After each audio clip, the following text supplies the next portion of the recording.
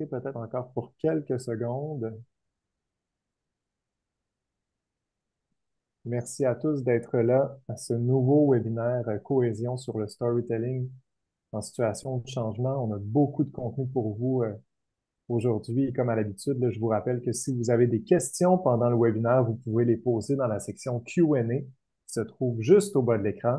Donc, idéalement pas dans la section chat, mais bien Q&A. Alors, j'ai envie de démarrer tout de suite. On a quand même un planning chargé. Diana, alors, bonjour à tous. Pour ceux qui viennent tout juste de se connecter, bienvenue au webinaire Cohésion présenté par Technologie et Information Qualitan. Quelques informations pour ceux et celles qui ne nous connaissent pas. Depuis 1996, Technologia est l'un des principaux partenaires québécois en développement de compétences et de solutions sur mesure pour entreprises, avec plus de 300 formations dans divers domaines, dont la technologie de l'information, les technologies plutôt de l'information, la gestion de projet, la transformation et les opérations, le leadership et la gestion des talents. Et nos collègues chez Formation Qualitan, qui est aussi un grand expert québécois en développement de compétences et de conception de formation e-learning, se spécialise dans les secteurs suivants: l'efficacité et les habiletés professionnelles et personnelles, comme la gestion du temps, des priorités et des documents; l'efficacité et habileté numérique, comme la bureautique, les outils Microsoft et Google; et l'amélioration des processus et de la productivité. Pour plus d'informations, visitez le www.technologia.com ou encore le formation avec un S, qualitan.ca, ou appelez-nous. Aujourd'hui, dans ce webinaire, on jase de storytelling en période de changement. Le monde a pour seule constante le changement, on le sait. Le changement à vitesse grand V avec des technologies qui s'immiscent dans tous les aspects de notre entreprise, comme l'IA, par exemple, et qui rendent parfois des équipes, gestionnaires comme employés, plutôt nerveuses. Il est tout à fait possible de parler, de transformer plutôt des initiatives complexes en leviers positifs grâce au storytelling, ce savant dosage entre science et art qui convainc les membres de votre entreprise à embarquer dans le train du changement. On dit que le storytelling n'est pas seulement utile pour faire des pitchs ou des présentations mémorables, mais il sert aussi à animer des réunions, à faire la planification et à conduire le changement. On reçoit Diana Yazidjian aujourd'hui avec plus de 20 années dédiées au numérique et à l'innovation, dont une dizaine chez Orange Lab en France. Diana aide l'entreprise à adopter un état d'esprit stratégique, à capitaliser sur ses avantages compétitifs et à embrasser le changement. Elle est détentrice d'une maîtrise en administration des affaires de l'École des sciences de la gestion et intervient dans plusieurs secteurs comme la santé numérique, l'intelligence artificielle, les TI, le commerce électronique plutôt, l'éditorial, les télécoms, la finance et l'immobilier. Diana, encore une fois, merci d'être là. On a du beau contenu là, pour les gens qui nous regardent. Merci à toi, Michael. Ça me fait plaisir d'être parmi vous. J'espère que vous serez très à l'aise de poser toutes vos questions. Profitez-en. C'est vraiment un aperçu sur ma formation qui se donne sur 2 jours, dont le prochain est au mois d'octobre. Mais je pense que Michael va en glisser un mot à la fin de ce webinaire. Absolument, en octobre et en novembre, on en parlera à la fin. Tout à fait. Donc, c'est un avant-goût, c'est un aperçu, c'est vraiment très concentré et je ne veux pas trop vous en dire parce que je veux que vous reteniez 2, 3 idées maîtres que vous pourriez ensuite discuter en équipe si vous le souhaitez plus tard. Laissez-moi déjà commencer par vous expliquer pourquoi le storytelling en changement. C'était ma première expérience, toute première expérience, j'essaie d'enlever, voilà. En France, j'ai un petit peu croisé le monde du storytelling par hasard et c'est ce monsieur que vous voyez à votre gauche, Stephen Denning, qui a été le précurseur d'utiliser le storytelling dans le cadre d'un changement organisationnel. Il y avait encore personne qui en parlait comme lui. Alors, j'aimerais passer quelques minutes à vous raconter son histoire qui est quand même assez exceptionnelle et qui m'a donné plein d'idées par la suite. Stephen Denning était directeur à la Banque mondiale. Comme vous connaissez la Banque mondiale, qui a 183 pays membres, leur objectif, c'est de donner de l'aide financière aux pays émergents, donc pays qui ont moins de ressources financières. C'est donc, la Banque mondiale est donc une grande banque d'informations qui leur permettent justement d'évaluer les projets dans les pays émergents. Alors, Steven était un cadre supérieur dans cette organisation. Un jour, fin des années 90, le président de la Banque mondiale décède. Peu de temps après, son patron, à lui, prend sa retraite. Alors, Steven, étant encore aux fleurs de sa carrière, va voir les cadres, le comité ou le conseil et dit, bon, qu'est-ce que vous avez pour moi maintenant? Je suis à votre disposition. Et il s'est très vite aperçu qu'il n'était pas dans l'agenda. On lui a donné un projet qui était dédié à l'échec par défaut. Ce projet, c'était mets-nous en place la gestion des connaissances. Alors au départ, il s'est dit, OK, je vais faire ma recherche, je vais montrer des statistiques, je vais montrer des rapports, on est très bon là-dedans. Ça ne levait pas. Personne n'embarquait dans la mise en place de la gestion des connaissances. Puis là, il s'est dit, mais on est une organisation basée sur l'information. Comment ça se fait qu'il n'y a personne qui embarque? Il s'est dit, il doit y avoir une autre façon de présenter les choses pour créer de l'engouement pour ce que j'essaie de mettre en place. Et donc, lui-même est allé à la recherche. Lui-même, en passant, est très cartésien. C'est quelqu'un qui est comptable dans les finances depuis le début de sa carrière. La notion d'émotion, de déclencheur émotionnel, c'était pas du tout dans son paysage. Mais un jour, en train de faire plusieurs études de tous les pays pour essayer de voir si la connaissance était optimisée dans les pays qu'il dessert, il est tombé sur la Zambie. Et il y avait un travailleur de la santé qui travaillait pour la Banque mondiale basé à Zambie, un pays de l'Afrique du Sud, qui a trouvé un remède à travers ses propres recherches sur Internet, un remède sur une maladie qui était assez rampante dans ce pays. Quand Stephen prend connaissance de cet acte-là d'un être singulier, et il s'est dit, mais comment ça se fait que nous, on n'a pas pu avoir accès à cette information, nous, avec toute notre richesse d'information. Il a donc utilisé cette information de ce jeune homme qui travaille dans le milieu de la santé en Zambie pour, pour mettre en valeur l'importance de la connaissance. Ça a déclenché une émotion dans la salle. Ça a eu un effet singulier parce qu'on parlait d'un cas particulier qui a déclenché toute une révolution au niveau de la remède pour cette maladie-là. Et ce jour-là, Stephen a compris que tout était dans l'histoire. Hmm. Stephen a compris que si moi je veux faire du changement, on va mettre de côté les rapports, on va mettre de côté les PowerPoint et on va s'appuyer sur une histoire, mais une histoire qui, je vais m'en assurer, est forte, résonne auprès de mon audience. Et c'est ce qui est arrivé. Le PDG, le nouveau PDG de la Banque mondiale, quand il a entendu cette histoire-là, en a fait l'agenda prioritaire, gestion des connaissances pour tout le monde. OK? Et aujourd'hui, qu'est-ce qu'on voit dans le site web de la Banque mondiale? Je vous le montre tout de suite. Attends, est-ce que... Voilà, j'enlève ça. On voit, nous sommes l'une des principales sources de financement et de quoi? De connaissances pour les pays en développement et nous partageons la même volonté, etc., etc. Donc, on peut dire que cette histoire a eu des retombées positives, que les connaissances sont désormais diffusées comme une priorité stratégique au sein de l'organisation. Merci, Stephen. Alors, fast forward à ma situation, où on me demandait, quand j'étais chez Orange, à uniformiser les pratiques de gestion de projet pour Orange Labs, une organisation de 200 personnes. Pourquoi uniformiser? Ben, c'est parce que chaque gestionnaire de projet avait leur propre pratique, leur propre manière de suivre les livrables, leur propre manière de suivre leur budget, leur propre façon de gérer les risques. Et il y avait plusieurs écoles de pensée et ça donnait qu'on ne pouvait pas évaluer un projet avec un autre, des pommes avec des pommes. C'était pas Mhm. possible parce que c'était basé sur des systèmes de suivi. Alors moi, je me sentais un peu comme Steven. On Je t'a sens, perdu, Diana, je m'excuse, là, tu disais c'était basé sur des systèmes de suivi, on t'a perdu là, une petite phrase.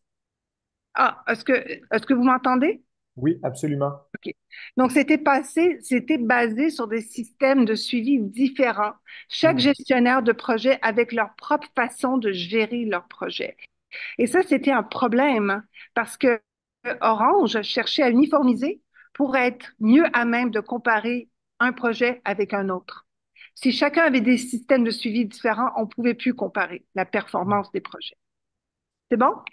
Alors moi, j'ai pris le modèle, l'exemple de Steven, et je l'ai un peu euh, euh, euh, émulé dans mon environnement en me croisant les doigts, hein, parce que c'était pas gagné. Avant que je vous amène un peu dans mon monde, une petite définition pour mettre la table, hein, c'est toujours la bienvenue. L'art de raconter une histoire qui transmet un message émotionnel et qui mène à l'action.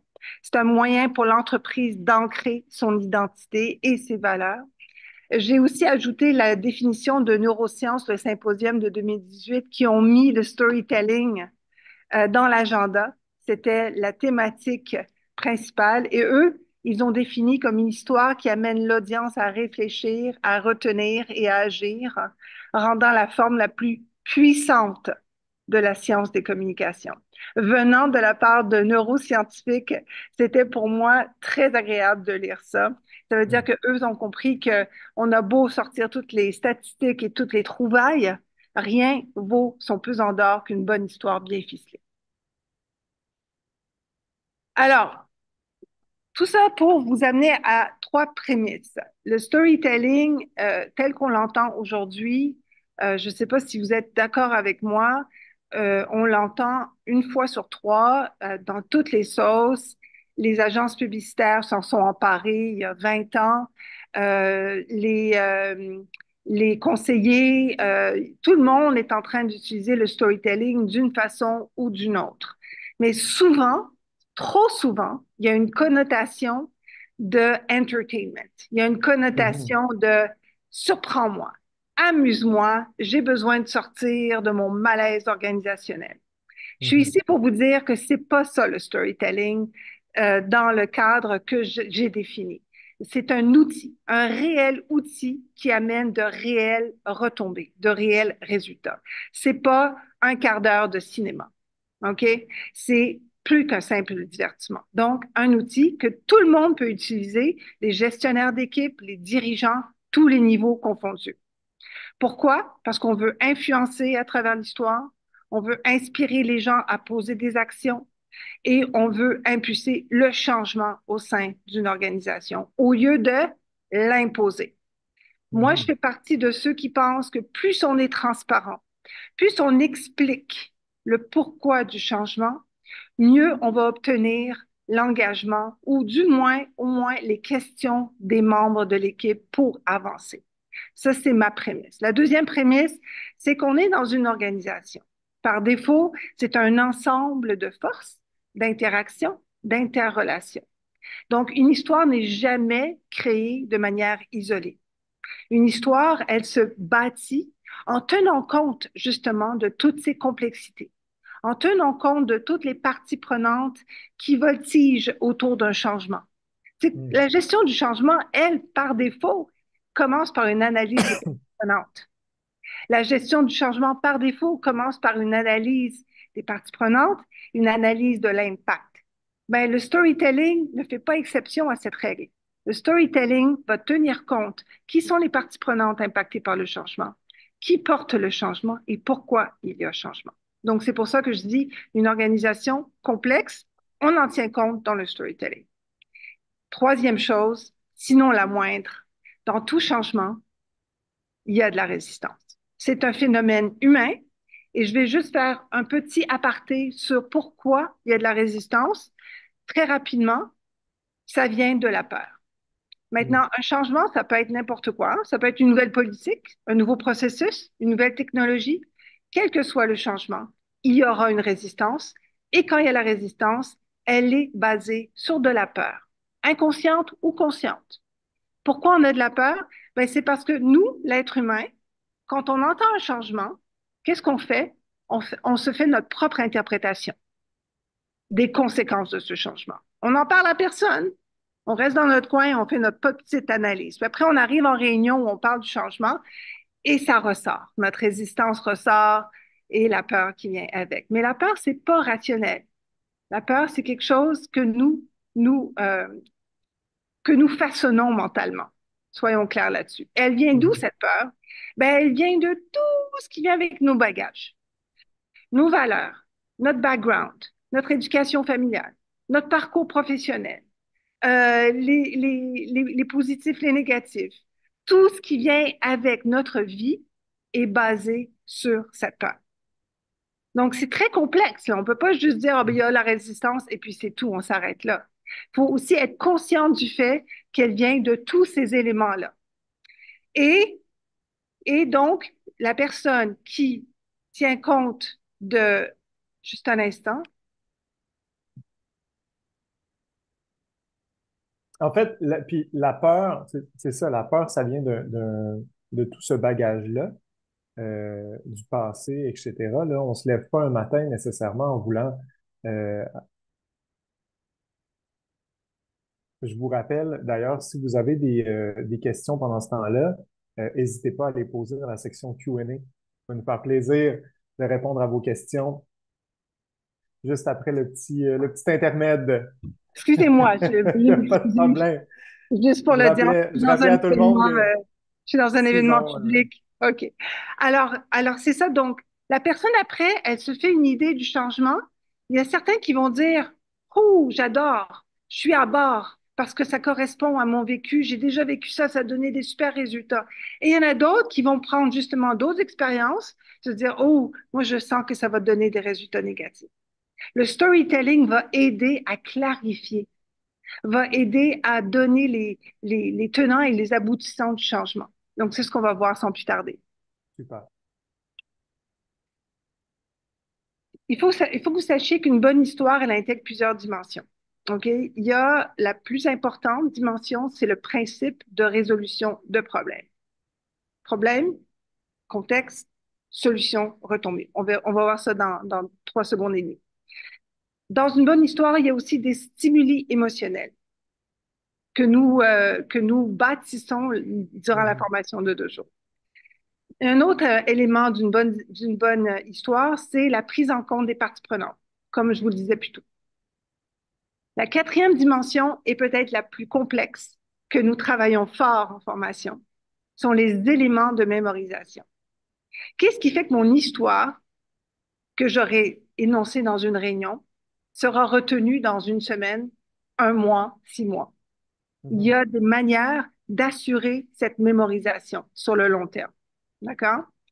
Et enfin, la dernière dimension, c'est quand même un mix entre créativité et rationnel. Il y a tout un volet scientifique derrière qu'il ne faut pas omettre dans la création d'une histoire. On n'a pas assez de temps pour entrer dans le détail de ça, mais ça fait partie des recettes d'une bonne histoire. Maintenant, pour bâtir cette histoire, on suit ce canevas que j'ai défini au fil des années. Il a très bien évolué. Il y a beaucoup plus d'éléments qu'il y avait, disons, il y a 10 ans. Mais le premier élément, c'est bien entendu l'objectif. Pourquoi est-ce qu'on va créer une histoire? Il faut asseoir cet objectif, il faut l'écrire. Pourquoi? Parce qu'on a un changement qui s'en vient, qui est très important, qui va impacter toute l'organisation. Et l'objectif de l'histoire, c'est d'obtenir l'engouement, mobiliser les gens Mhm. envers ce changement. OK, C'est parfait. ça. Vous La l'écrivez. finalité du storytelling est toujours de faire agir, là, hein. Oui, l'objectif, c'est l'engouement pour l'action. Mais Mhm. l'engouement est la première étape, l'action est la deuxième étape. Tout à fait. La deuxième étape à travailler, c'est le trio, comme j'ai dit plus tôt, problème, solution, retombée. Troisième étape, c'est les parties prenantes. Et ça, c'est important. On fait la liste des parties prenantes qui seront impactées par le storytelling, par l'histoire, par le changement. Et ça, c'est un travail en plénière, hein. C'est un travail autour de la table avec plusieurs parties prenantes, plusieurs multidisciplinaires. Et on demande à chacun leur avis. Qui, à votre avis, dans votre environnement interne et externe, seront impactés par ce changement? Et on peut être surpris par la diversité des réponses parce que chacun travaille dans un département différent, donc on a nos visions différentes. Quatrièmement, le persona. Qui va être le héros de notre histoire? Ça aussi, on le travaille. Et cinquièmement, on l'écrit. Moi, je suis partisane de l'écriture. Plus une histoire est claire, mieux elle s'écrit.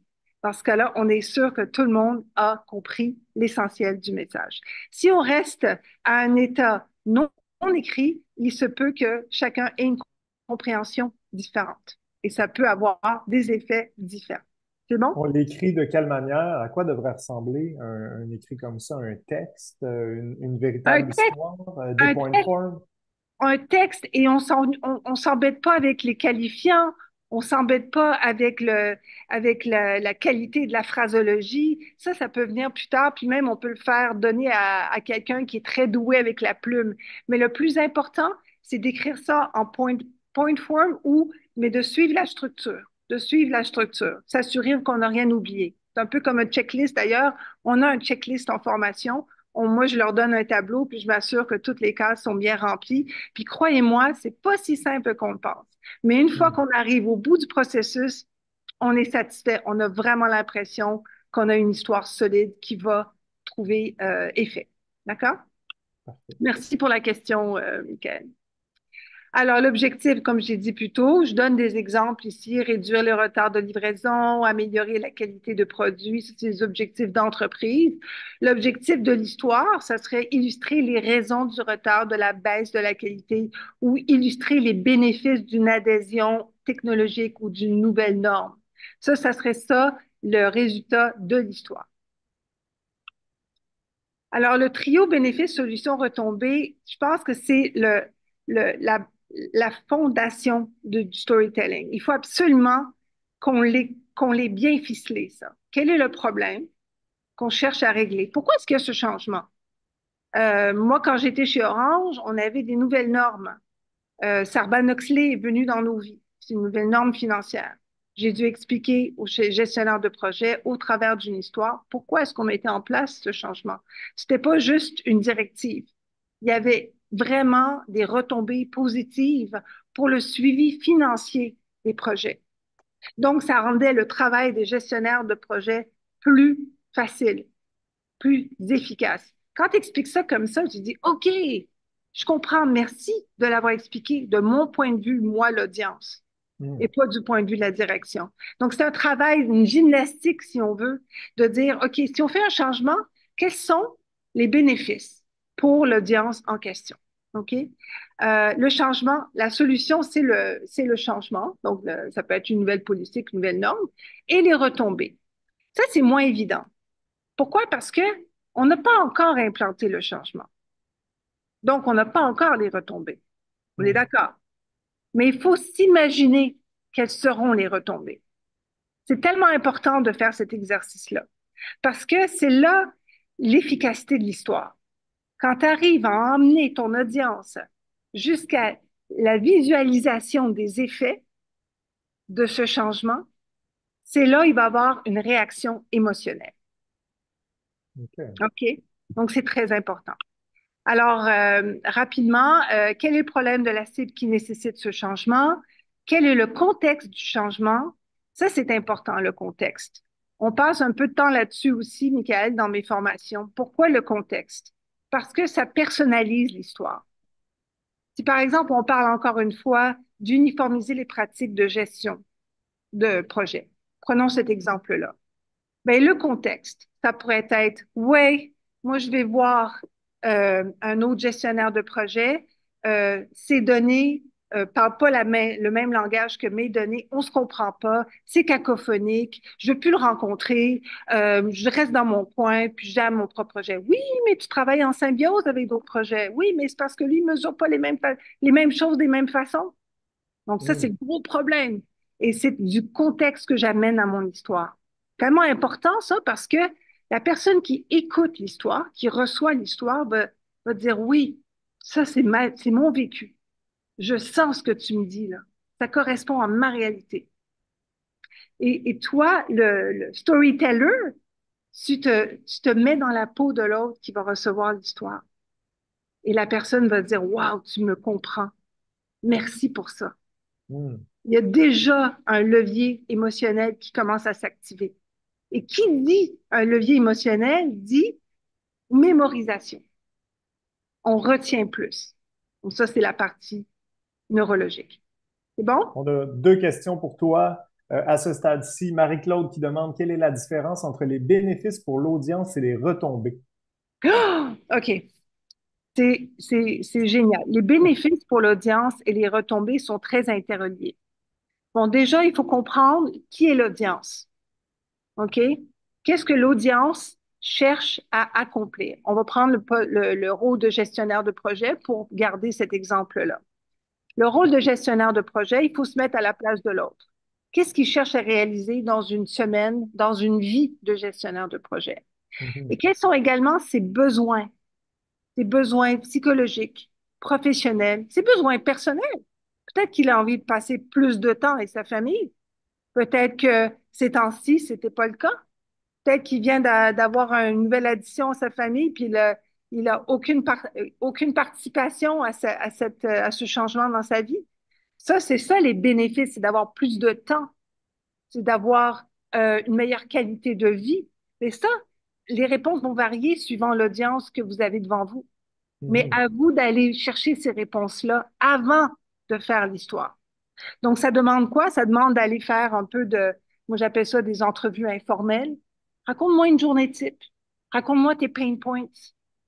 Raconte-moi qu'est-ce qui pourrait être mieux pour toi, qu'est-ce qui te rendrait plus heureux. mhm, D'accord? Et donc, ça, c'est les besoins sont très liés aux bénéfices, en fait. Et les retombées sont plus larges que les bénéfices pour l'audience. Les retombées vont être également des retombées. Rappelez-vous, on fait une histoire. C'est pas juste pour la charité. Une histoire, c'est également, il y a des fins d'affaires derrière. Il y a des fins d'efficacité, il y a des fins de performance et de productivité. Donc, les retombées sont également financières et économiques. Et ça, il va falloir également élaborer sur ça à la fin de l'histoire. mhm. C'est bon?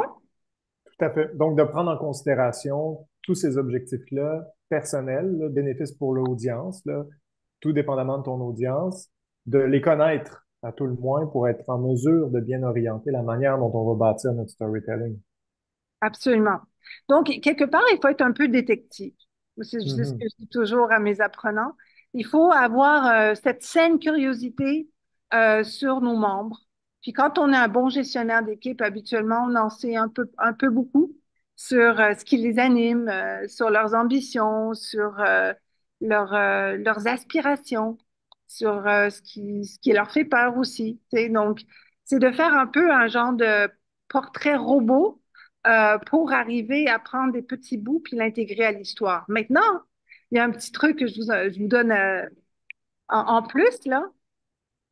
Il faut trouver le juste milieu. Quand vous faites le portrait robot, je conseille toujours de ne pas faire un portrait pile poil sur votre membre de l'équipe parce que la personne va se sentir visée quand elle va entendre l'histoire et c'est pas ce qu'on veut. Donc, on veut s'inspirer des gens de votre équipe, d'en faire un portrait robot, mais pas émuler parfaitement les caractéristiques de votre audience. OK? On a une autre question, si tu Oui, permets, Diana. yes. Comment procéder lorsqu'il y a plusieurs objectifs essentiels? Pouvez-vous préciser? Ben, je comprends par objectif essentiel, c'est les objectifs de l'organisation. Lorsque dans le même processus de storytelling, on a plusieurs objectifs essentiels rattachés. Est-ce qu'on s'y prend différemment? Alors là, on est dans un contexte de changement. Donc, je ramène le changement au cœur de notre webinaire. OK? Alors, si je prends un changement, si on prend par exemple l'uniformisation de la pratique de gestion de projet, prenons toujours cet exemple-là. Mhm, L'objectif, il y a les objectifs de la haute direction, il y a les objectifs de finance, il y a des objectifs de marketing. Chacun a son intérêt dans cette uniformisation. Mais nous, on cherche à convaincre qui dans le cadre de ce projet-là de l'uniformisation? On cherche à mhm. convaincre les gestionnaires de projet, right? Donc, les objectifs seront orientés vers le gestionnaire de projet. Quel est l'objectif d'uniformiser pour le gestionnaire de projet? Donc, il faut s'éloigner temporairement durant cet exercice de la haute direction ou de tous les autres autour pour se focaliser sur notre audience, celui ou celle qui va accepter ce changement. Hmm. OK? Ceci dit, ça ne veut pas dire qu'il ne faut pas s'intéresser aux parties prenantes non plus. Il faut savoir exactement quels sont leurs besoins aussi. Mais nous, notre mandat, c'est de réussir cette uniformisation. Et la seule façon, c'est en convainquant les gestionnaires de projet. Donc, il faut connaître leurs besoins, il faut connaître leurs enjeux, il faut être en lien, en contact avec leur contexte. C'est bon? Oui, Donc, oui, l'objectif, c'est de servir le gestionnaire de projet. C'est bon? parfait. OK. Donc, c'est ça. Je reviens un peu sur le contexte. On retient davantage une histoire qui commence avec une mise en contexte. Sans contexte, votre histoire n'est qu'une collection d'idées dénuées de substance. Ce que je veux dire par ça, c'est que quand vous commencez votre réunion, puis vous avez un changement à apporter, je recommande vivement de commencer par le contexte, une mise en contexte avant d'aller directement, voilà le changement parce qu'on a un problème.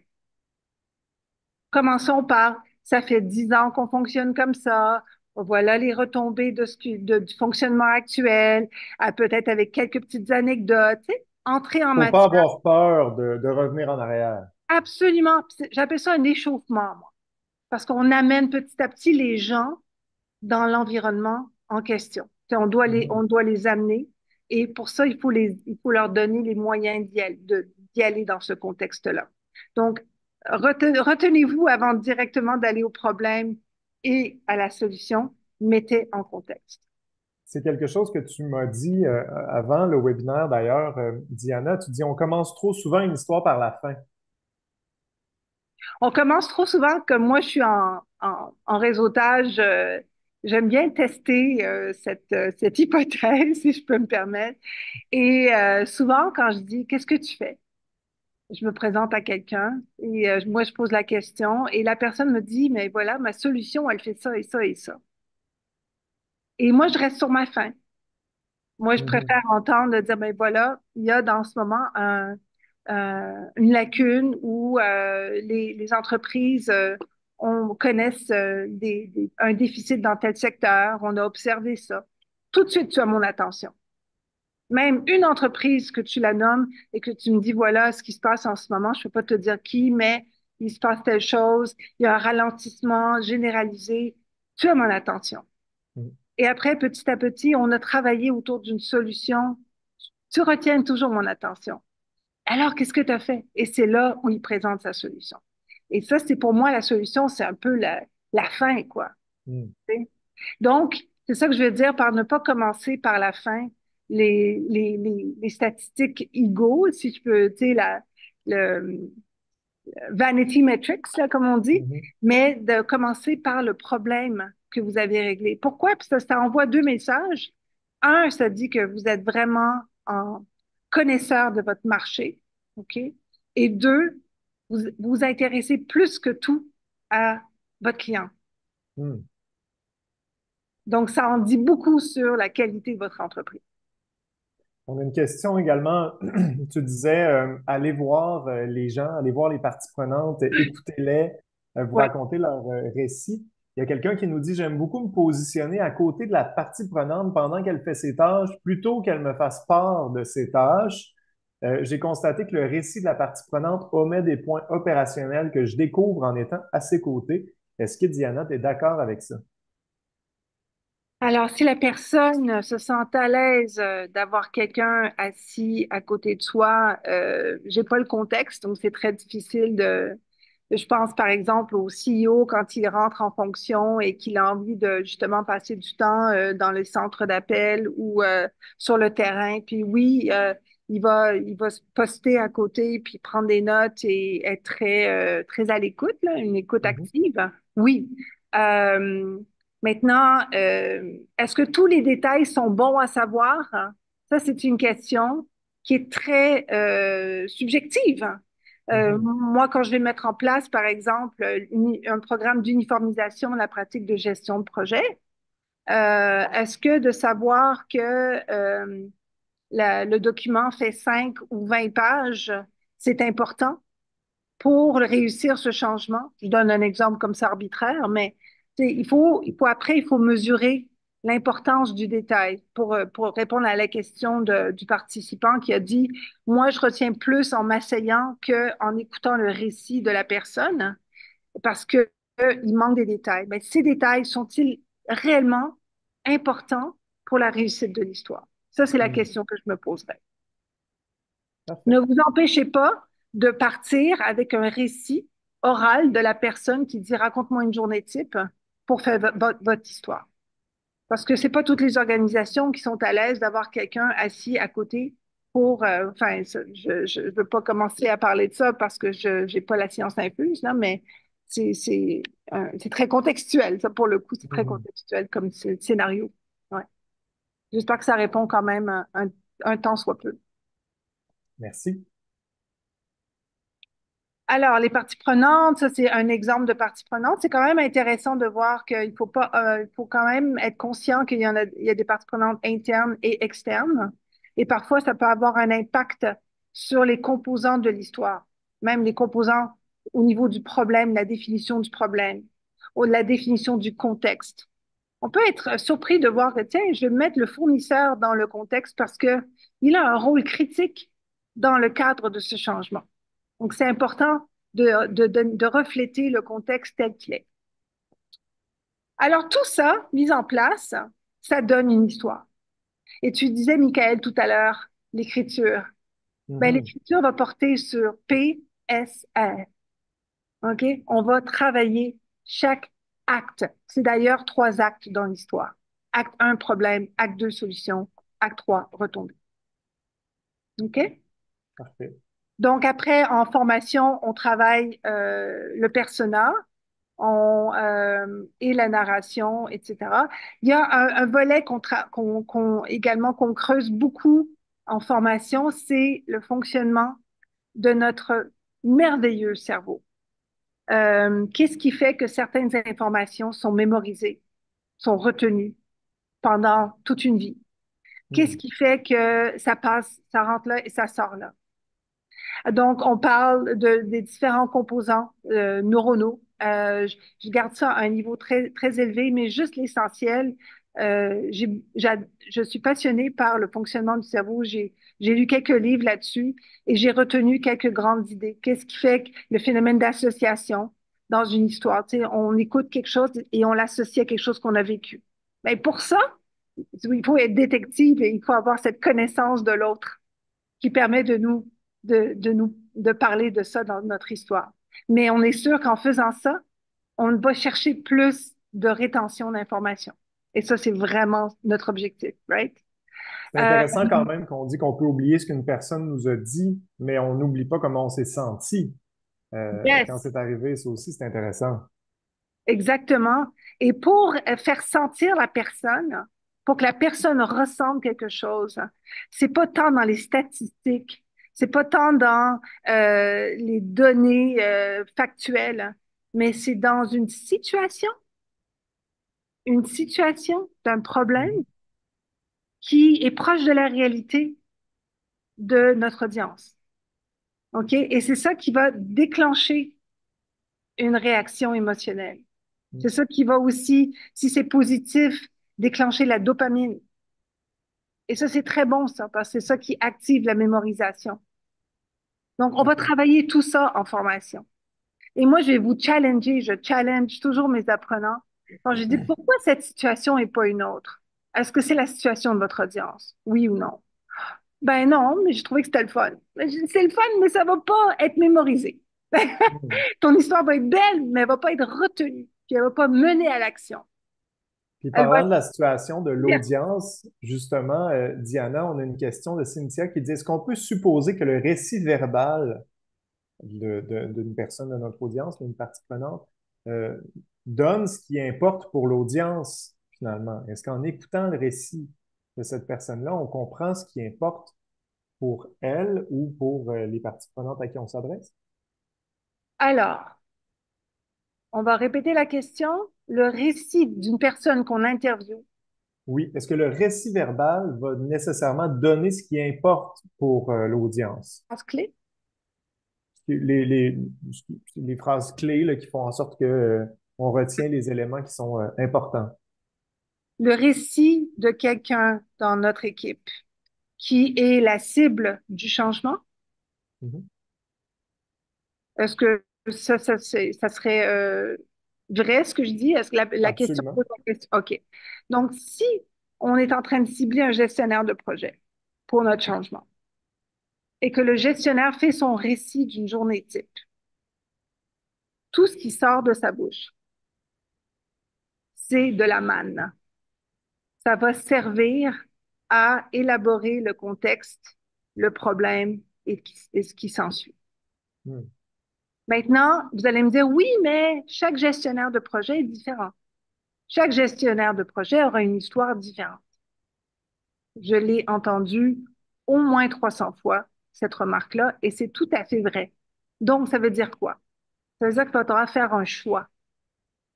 Je ne peux pas séduire tout le monde, tous les gestionnaires de projet dans la salle. Je vais devoir faire un choix sur le contexte, sur les besoins de mon audience. Puis, il y aura un pourcentage dans la pièce qui seront influencés, touchés et qui vont agir. Hmm. Et tant mieux. Et ceux-là pourront être ambassadeurs du changement.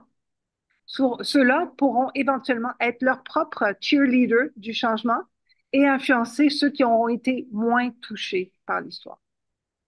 Intéressant, Cynthia nous répond. Il y aura probablement au final différents thèmes communs qu'ils pourront utiliser dans l'histoire. C'est en plein ça.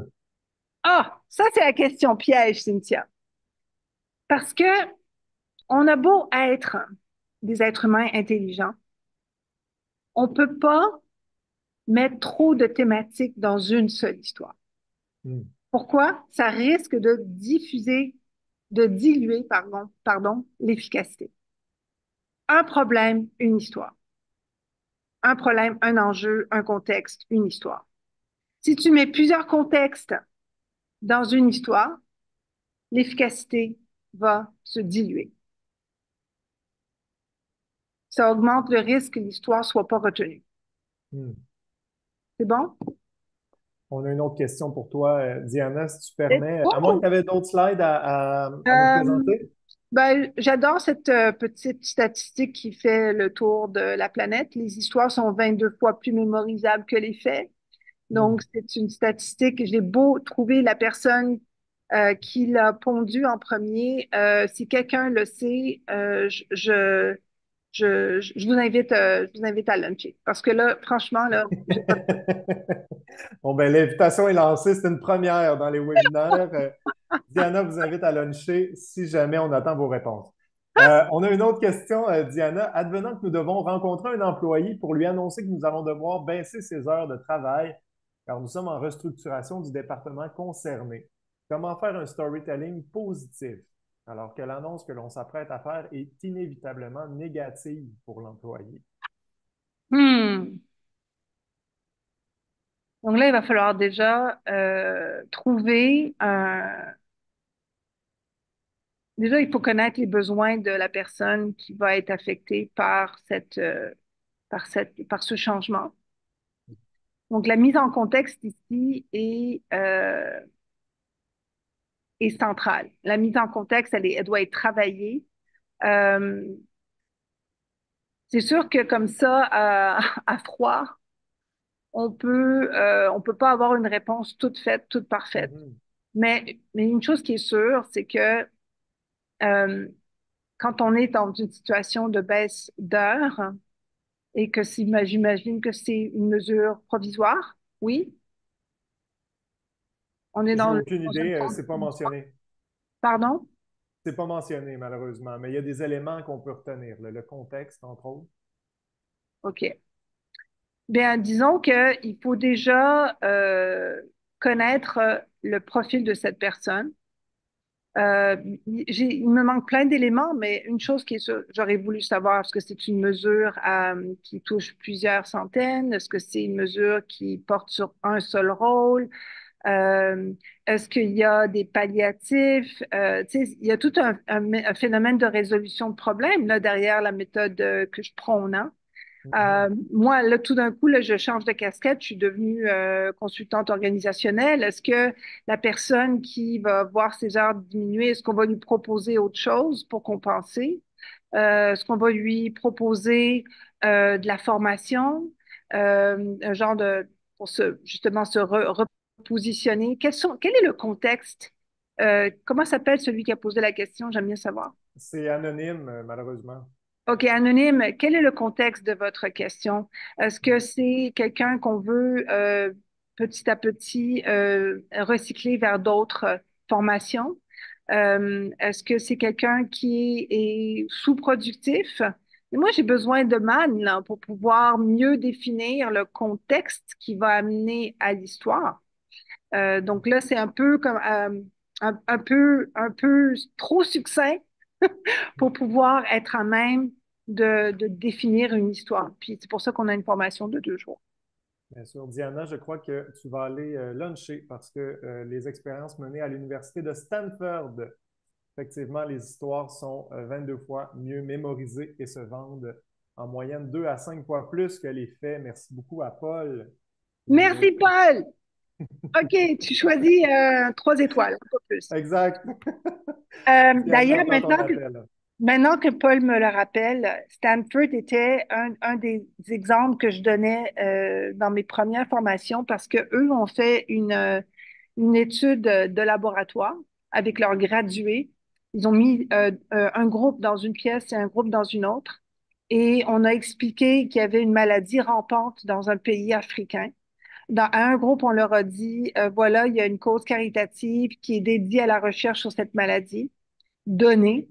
Dans l'autre groupe, on a parlé d'une seule petite fille qui marchait l'aller-retour tous les jours pour aller à l'école de 7 ans, qui était atteinte de cette maladie donnée. Puis après, on demandait qui, à votre avis, a donné plus. Et c'était bien entendu groupe B. Donc, le professeur de Stanford, qui est une grande militante du storytelling, a fait cette expérience avec ses étudiants. Donc, quelque part, je suis tellement pas étonnée que c'est elle c'est une dame qui a sorti cette statistique-là. Merci, Paul. En terminant, tu peux nous parler des facteurs de mémorisation. Oui, c'est rapide, en fait. Je dis ça, mais habituellement, je laisse ça pour, pour la formation. Disons qu'il faut avoir tous les éléments en place pour activer les bonnes parties du cerveau. Donc, la partie analytique, mais aussi la partie émotionnelle. Puis moi, ce que j'aime bien, c'est ce qui rend les concepts d'une histoire mémorisable, c'est quand le cerveau libère de la dopamine. Mais pour que le cerveau puisse libérer de la dopamine, il faut que la situation soit vraiment proche de la réalité de votre audience. La situation de la problématique, la situation du contexte et le bienfait ou les retombées de la solution. Donc, le changement, qu'est-ce que ça m'apporte comme bienfait? Ben, les vendredis après-midi, je peux quitter plus tôt puis aller passer du temps avec ma douce. Ou grâce à ce système de changement-là, je peux aller courir tous les midis dans le centre-ville, etc., etc. Donc, tu sais, ce phénomène de dopamine qui est généré à travers les retombées de l'histoire accélère la mémorisation et garde les concepts bien retenus. Il y a aussi le phénomène d'association d'idées. On va peut-être parler d'une situation qui est proche de celui de notre audience, mais pas 100% parfaite. Cette association d'idées est également un phénomène de rétention d'informations. Hmm. Et l'effet miroir, c'est de décrire un personnage dans votre histoire dont certaines qualités, certaines caractéristiques se rapprochent de quelques personnes dans la scène. Et là, on a un effet miroir qui vient également accélérer la mémorisation. Alors, la morale de l'histoire, c'est quoi? C'est que vous n'êtes pas obligé de sortir l'orchestre symphonique pour faire une histoire. Vous pouvez rentrer de manière très informelle dans la narration orale d'une histoire. On a remarqué depuis quelques mois, depuis quelques semaines, depuis quelques années. Puis voilà ce qui se passe. Je vous décris un peu le rôle des parties prenantes, comment les gens se sentent. Puis nous, si ça nous pèse, tu sais, c'est une conversation informelle. Donc là, on met en place le contexte. Donc, on s'est aperçu qu'il y avait un problème, puis que ça nous impactait tous. Certaines personnes sentent qu'ils mettent 12 heures par jour, puis ça donne rien. D'autres personnes voient on leur a ajouté des tâches, puis ils n'arrivent plus à la fin de la journée, où les consignes sont différentes. Tu sais, vous pouvez rendre le problème très palpable. Et ça se fait dans une conversation, dans une réunion hebdomadaire. Et Mhm. après, C'est pas ben obligé voilà. d'être à grand déploiement, comme tu dis, là. Non, non, ça peut être même one-on-one, ou ça peut être avec son équipe immédiate. Et ainsi que ça, tu sais, ça va générer des questions. Ça aussi, vous n'allez pas prendre le micro puis dire, écoutez, moi jusqu'à la fin, comme aujourd'hui avec beaucoup d'interventions, puis je remercie les participants, ça va certainement susciter de l'intérêt, de la curiosité. Ça va délier les langues. Ça, c'est formidable parce que c'est ce qu'on veut. On veut que le storytelling fasse jaser, puis ouvre la boîte de la transparence pour arriver justement à faire accepter le changement, puis à démocratiser ça au maximum. Voilà.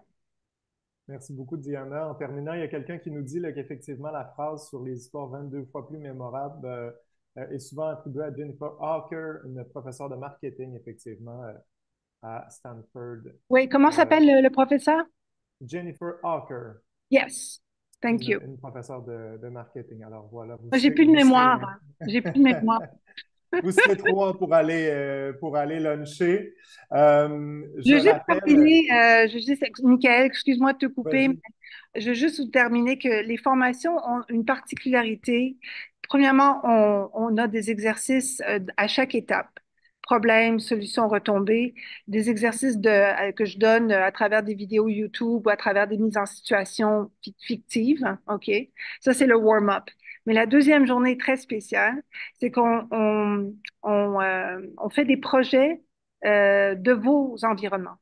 Euh, Habituellement, je forme des petits groupes et on vote sur les projets.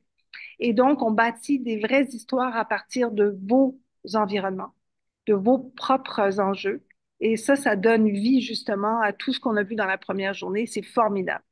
Et la plupart des participants font Ah, aha moment. Voilà. Je vous attends au mois Merveilleux. d'octobre. D'ailleurs, il y a quelqu'un qui nous parle des formations à venir. Vous m'enlevez les mots de la bouche. Effectivement, le storytelling en affaires, le 23 et 24 octobre prochain, également le 4-5 décembre 2024. Là, allez voir le code UX403 sur le technologia.com. Là, toutes les informations se trouvent là. Je vous rappelle également, on a eu plusieurs questions là, sur le webinaire en particulier. Pour le revoir, rendez-vous sur notre chaîne YouTube là, au cours des prochaines heures. Il sera disponible. Diana, merci énormément pour ton temps. Merci à tous. C'est particulièrement apprécié. Alors, on se dit à très bientôt pour un autre webinaire sur le storytelling. Bonne journée tout le monde. À Merci. bientôt.